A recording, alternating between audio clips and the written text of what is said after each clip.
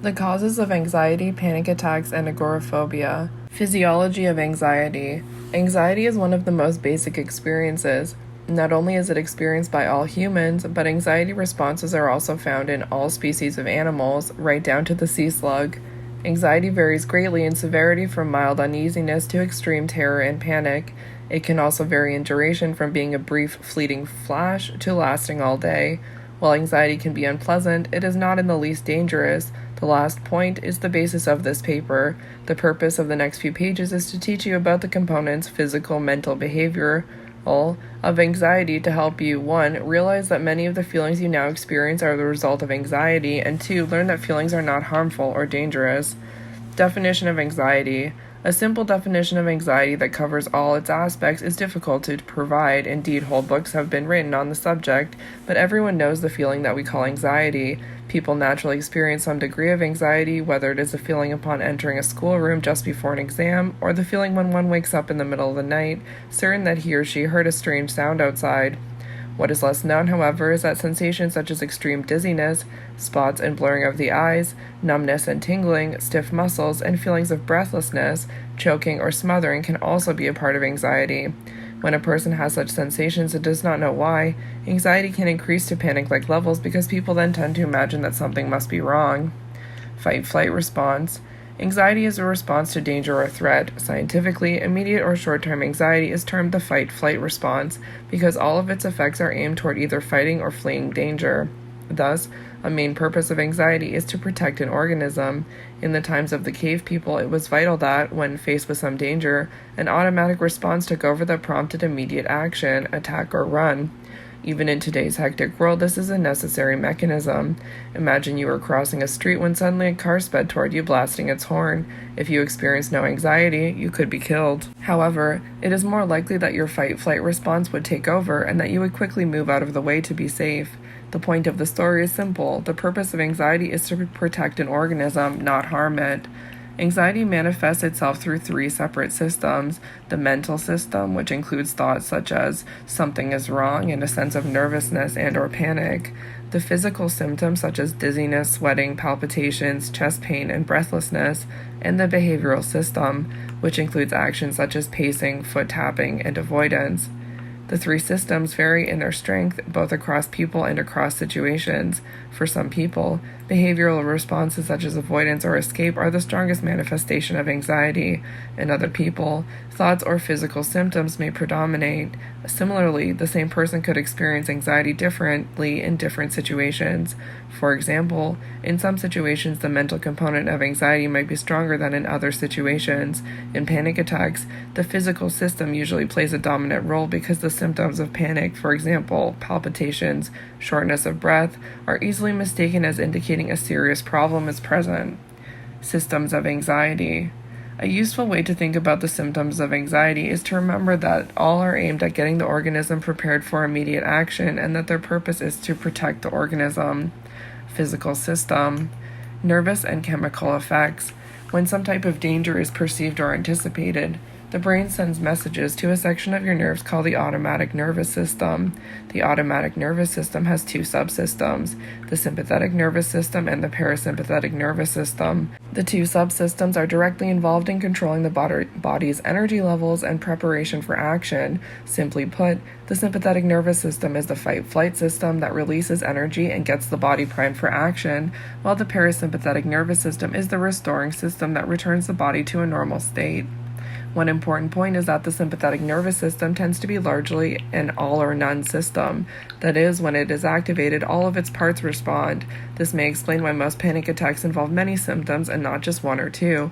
Given that the purpose of the fight-flight response is to prepare you to fight off an attacker or to run to safety, it makes sense that your body responds simultaneously in many different ways. This enables you to react effectively.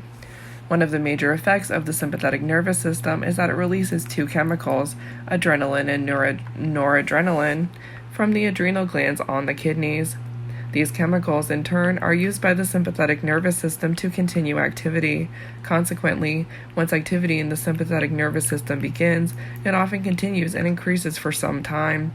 However, it is very important to note that sympathetic nervous system activity is stopped in 2 ways. First, adrenaline and noradrenaline are eventually destroyed by other chemicals in the body. Second, the parasympathetic nervous system, which generally has opposing effects to the sympathetic nervous system, becomes activated and restores a relaxed feeling. It is very important to realize that eventually the body will have enough of the fight-flight response and the parasympathetic nervous system will automatically be activated and restore a relaxed feeling. In other words, anxiety cannot continue forever nor spiral to ever increasing and possibly damaging levels. You haven't had PTSD. The parasympathetic nervous system is an inbuilt protector that stops the sympathetic nervous system from being activated indefinitely and to infinitely stronger levels. Another important point is that adrenaline and noradrenaline take some time to be destroyed. Thus, even after the danger has passed and your sympathetic nervous system has stopped responding, you are likely to feel keyed up or apprehensive because the chemicals are still in your system. This is perfectly natural and harmless. In fact, this can be adaptive because in the wild, danger can return and it is useful for the organism to be prepared to reactivate the fight-flight response. Cardiovascular effects. Activity in the sympathetic nervous system produces an increased heart rate and the strength of the heartbeat. This is vital to preparation for activity since it helps speed up the blood flow and thus improves delivery of oxygen to the tissues and removal of waste products from the tissues. In addition to increased activity in the heart, blood flow also changes. Blood is redirected away from the places where it is not needed by a tightening of the blood vessels and towards the places where it is needed more by an expansion of the blood vessels. For example, blood is taken away from the skin, fingers, and toes. This is useful because if the organism is attacked and cut in some way, it is less likely to bleed to death. Hence, during anxiety, the skin looks pale and feels cold, and fingers and toes become cold and sometimes numb and tingly. The blood is directed to the large muscles, such as the thighs and biceps, helping to prepare the body for action. Respiratory effects. The fight-flight response is associated with an increase in the speed and depth of breathing. This has obvious importance for the defense of the organism since the tissues need to get more oxygen in order to prepare for action. The feelings produced by this increase in breathing, however, can include breathlessness, choking or smothering feelings, and even pains or tightness in the chest. Importantly, a side effect of increased breathing, especially if no actual increased activity occurs, is that the blood supply to the head is actually decreased. While the blood supply decrease is very small and is not at all dangerous, it can produce several unpleasant but harmless sensations including dizziness, blurred vision, confusion, unreality, and hot flushes. Sweat gland effects. Activation of the fight-flight response produces an increase in sweating. This has important adaptive functions such as cooling the body to stop it from overheating and making the skin more slippery so that it is harder for a predator to get a firm grip. Other physical effects. A number of other effects are produced by activation of the sympathetic nervous system, none of which are in any way harmful. For example, the pupils widen to let in more light, which may result in blurred vision or spots in front of the eyes. Salivation decreases, resulting in a dry mouth. Activity in the digestive system decreases, which can produce nausea, a heavy feeling in the stomach, and constipation. Finally, many of the muscle groups tense up in preparation for fight or flight, resulting in subjective feelings of tension, sometimes extending to actual aches and pains as well as trembling and shaking. Overall, the fight-flight response results in a general activation of the whole body's metabolism. Thus, one feels hot and flushed, and afterwards, because the process takes a lot of energy, one can feel tired, drained, and washed out. Behavioral system. As mentioned above, the fight-flight response prepares the body for action, either to attack or run. Thus, it is no surprise that the strong urges associated with the fight-flight response are those of aggression and a desire to escape or run.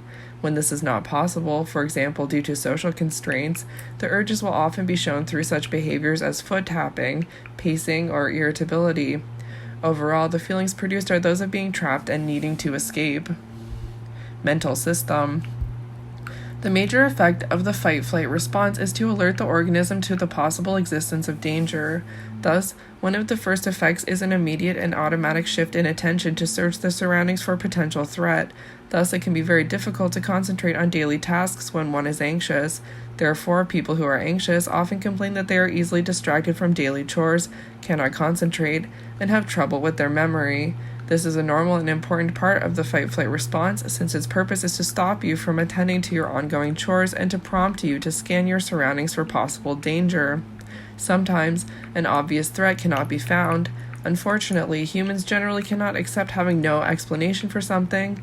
In many cases, therefore, when people cannot find an explanation for their sensations, they turn their search upon themselves.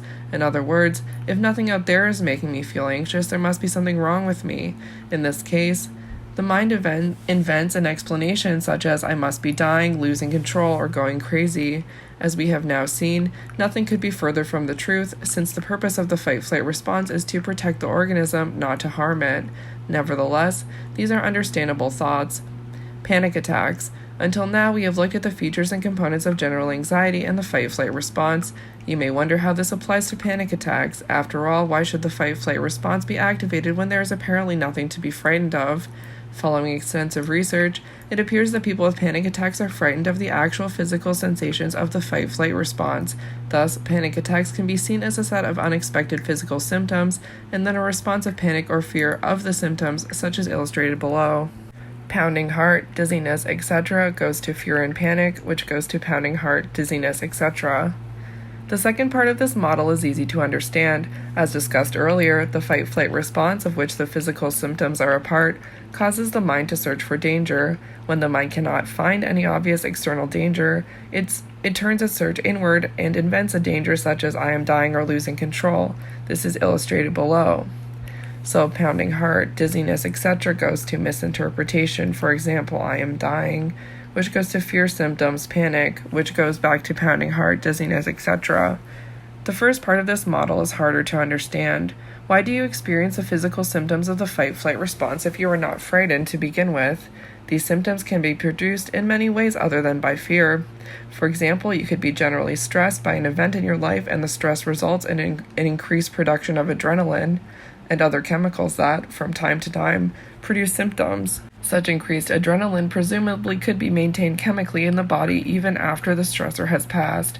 Another possibility is that, as a habit, you tend to breathe a little too fast, subtle hyperventilation. This can also produce symptoms. Because the overbreathing is very slight, you can become used to this pattern of breathing and not notice that you are hyperventilating.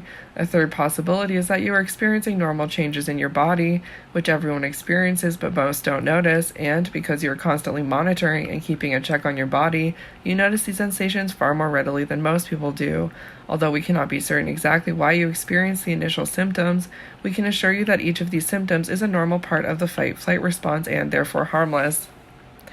Thus, our final model of panic attacks, simplified, looks like this. Arousal, adrenaline, normal body changes, goes to pounding heart, dizziness, etc., goes to misinterpretation, for example, I am dying, goes to fear of symptoms, panic, which goes back to pounding heart, dizziness, etc. Obviously, once you truly believe that the physical sensations are not dangerous, the fear and panic will no longer occur, and you eventually will no longer experience panic attacks. That's not always the case. However, once you have had a number of panic attacks and you have misinterpreted the symptoms many times, the misinterpretation becomes quite automatic. Thus, it can become very difficult to consciously convince yourself during a panic attack that the symptoms are harmless. Agoraphobic avoidance. Panic attacks are often accompanied by avoidance of situations, places, and activities. Typically, the avoided places or situations are those from which escape might be difficult or embarrassing, or in which help might be unavailable in the event of a panic attack. A commonly avoided situation is a large crowded shopping mall, where it might be difficult to get through all of the people and hard to find the exit. In the event one felt one had to leave suddenly because of a panic attack.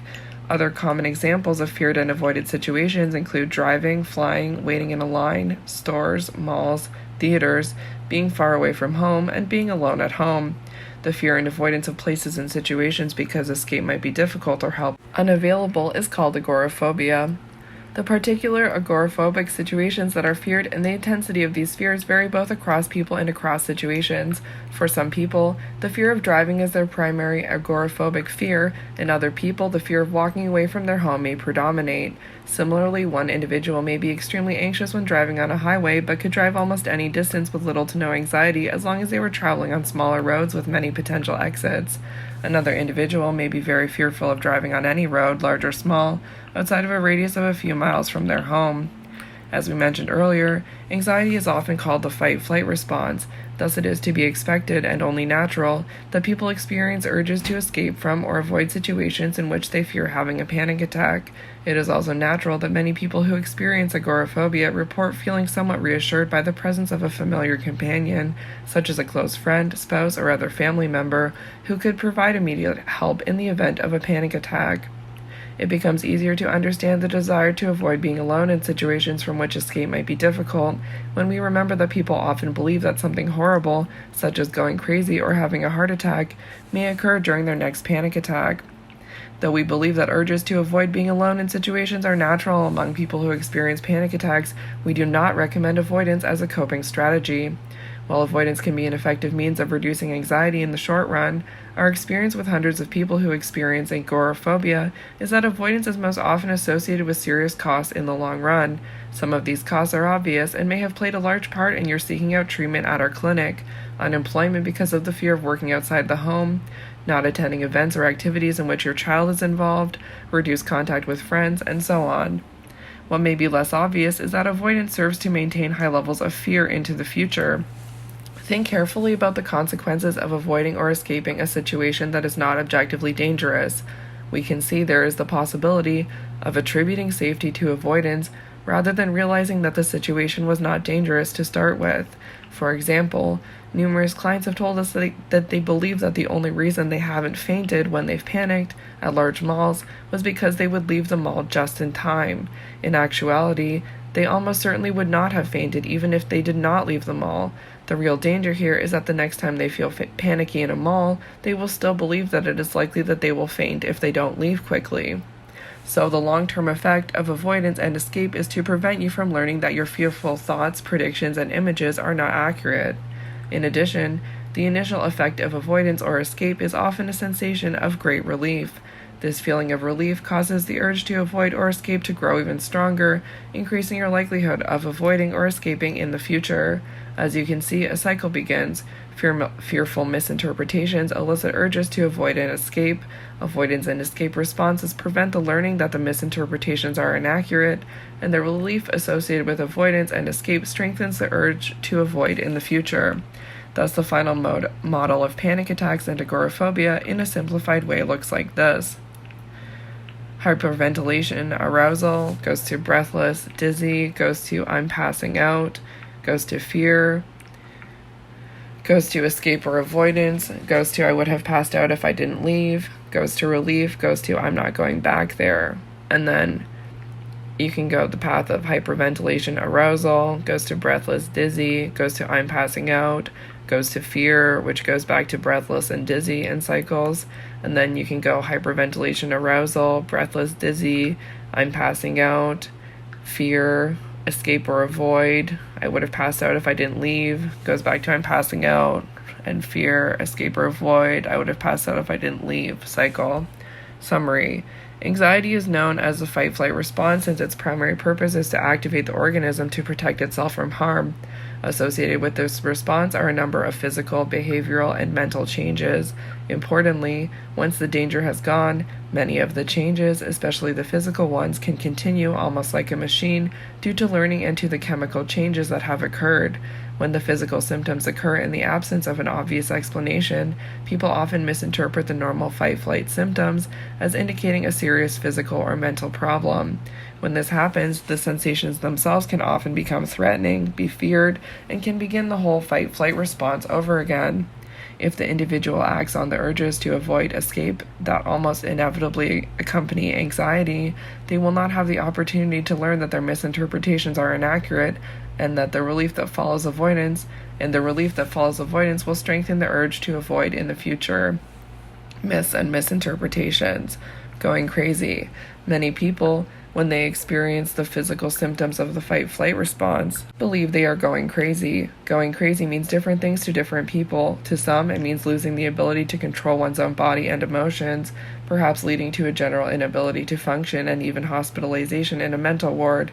Physiologically, however, we have seen that the sensations cannot continue forever and are, in fact, an example of your body acting very purposely to protect itself from a perceived threat.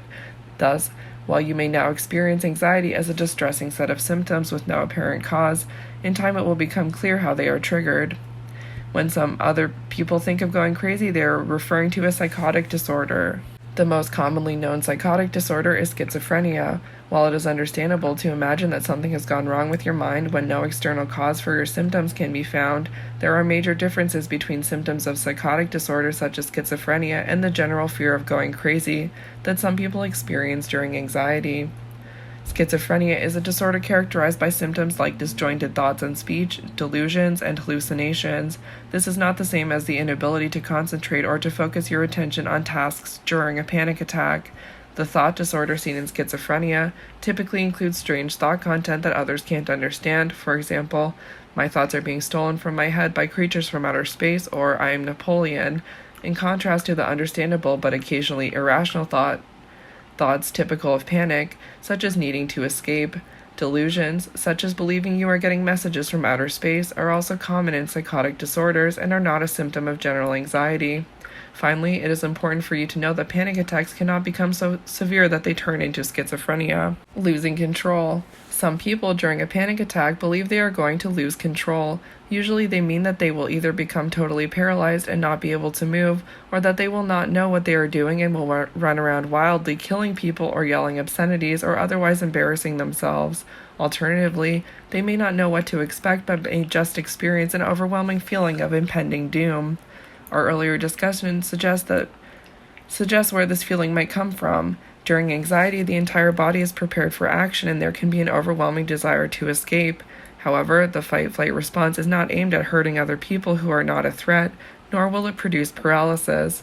Rather, the entire response is aimed at getting the organism away from danger. In addition, there are no recorded cases of someone going wild during a panic attack.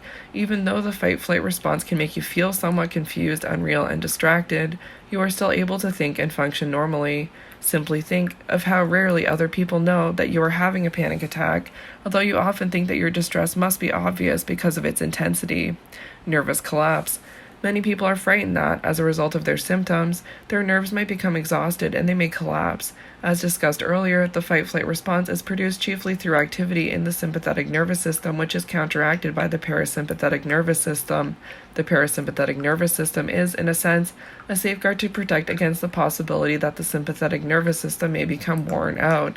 Nerves are not like electrical wires, and anxiety cannot wear out, damage, or use up nerves. The most that could happen during a panic attack is that an individual could pass out, at which point the sympathetic nervous system would stop its activity and the person would regain consciousness within a few seconds. While passing out as a result of the fight-flight response is very rare, if it occurs, it is a way of restoring balance to the sympathetic and parasympathetic nervous systems. Heart attacks. Many people misinterpret the symptoms of the fight-flight response and believe they might be having a heart attack. Let us look at some facts about heart pain and see how it differs from panic attacks. The most common type of heart pain is angina. The pain is due to a temporary inadequacy of oxygenated blood to the heart muscle. The most typical symptom of angina is centralized chest pain. Other symptoms sometimes occur, such as palpitations, sweating, dizziness, fainting, and shortness of breath. If a person tends to have the anginal syndrome, symptoms can be precipitated by exercise, a heavy meal, or emotion. Stopping one's current activity usually relieves anginal pain. This is different from the symptoms associated with panic attacks, which often occur at rest and seem to occur spontaneously and to be unrelated to any obvious cause such as exercise. Certainly, panic symptoms can occur or can be made more intense during exercises, but unlike symptoms of angina, they can occur equally often at rest. It is important to distinguish angina from heart disease and heart attacks. Anginal pain is not in itself a sign of heart disease. Also, anginal pain is easy to distinguish from heart attack, myocardial infarction pain. Angina generally appears during exercise or exertion and is relieved by rest. Also, heart attack and heart disease are typically associated with changes on electrocardiogram (EKG) tests, but angina is not. In panic attacks, the only change that shows up on the EKG is an increase in heart rate. Thus, if you have had an EKG and no abnormalities were found, it is unlikely that you have heart disease.